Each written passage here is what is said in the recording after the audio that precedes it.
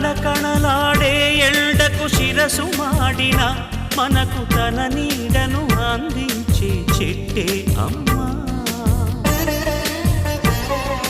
చారెడు నీళ్ళైన తాను దాచుకోక జగతికి సర్వస్వం అర్పించే మవ్వే అమ్మా.